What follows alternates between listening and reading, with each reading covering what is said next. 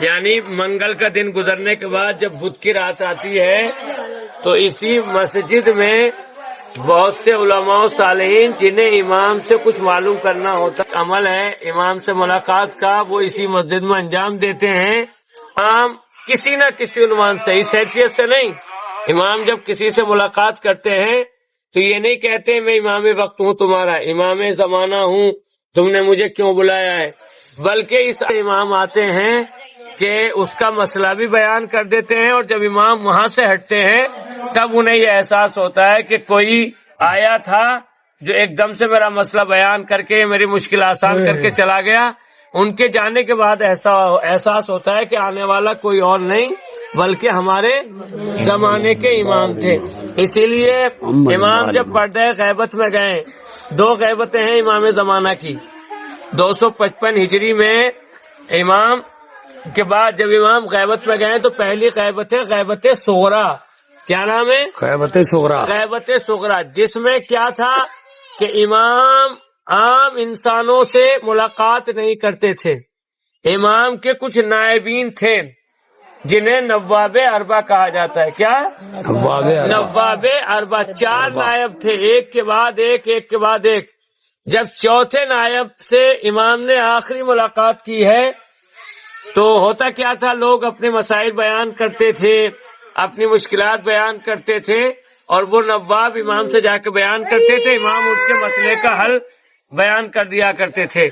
تو آخری نواب یعنی نائب امام کے جب امام غیبت صغرا سے غیبت کبریٰ کی طرف گئے ہیں، غیبت صغرا سے غیبت کبریٰ کی طرف جب گئے ہیں امام، تو اپنے نائب سے یہ کہہ کے گئے کہ اگر کوئی ہماری ملاقات کا دعویٰ کرے کہ میں امام وقت سے ملا ہوں تو سمجھ لینا کہ وہ جھوٹا ہے۔ کیا ہے؟ جھوٹا ہے۔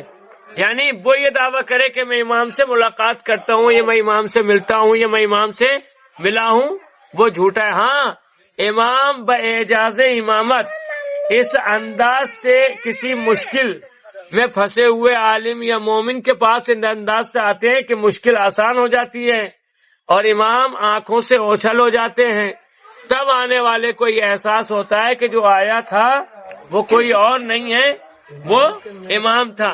یا امام کسی انسان کو، کسی بچے کو، کسی کو ایسے معین کر دیتے ہیں کہ جس سے توقع نہیں کی جا سکتی، جس سے توقع نہیں کی جا سکتی کہ یہ اس مشکل کو آسان کر دیتا ہے، اس کے ذریعے سے مسئلہ بیان ہو جاتا ہے، تو سمجھ میں آتا ہے کہ یہ کسی اور کا حکم نہیں بلکہ امام۔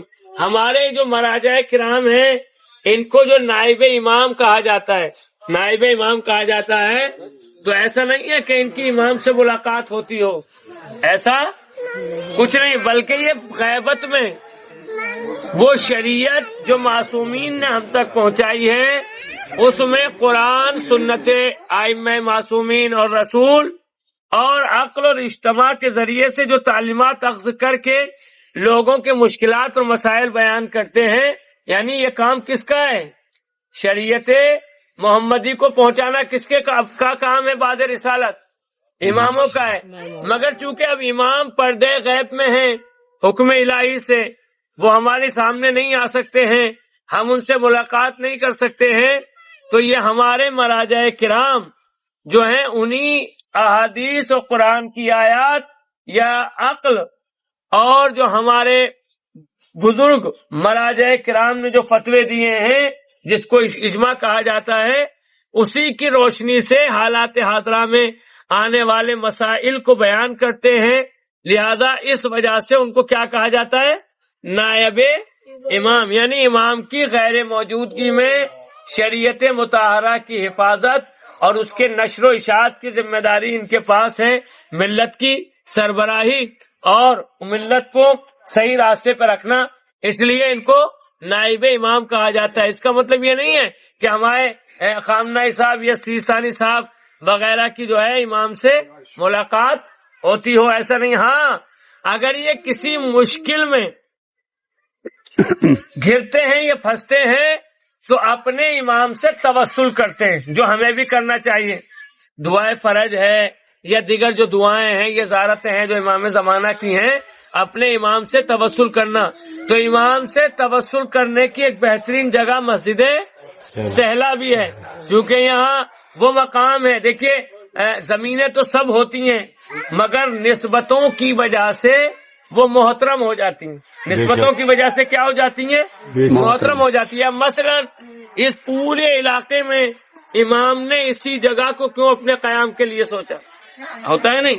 جب امام پیغمبر اسلام کوفے سے ہجرت کر کے مدینے میں آئے ہیں تو سبھی لوگوں نے کہا ہمارے یہاں چلیے، ہمارے یہاں چلیے، ہمارے یہاں چلیے. تو ظاہر ہے پیغمبر فیصلہ تو لے نہیں سکتے تھے،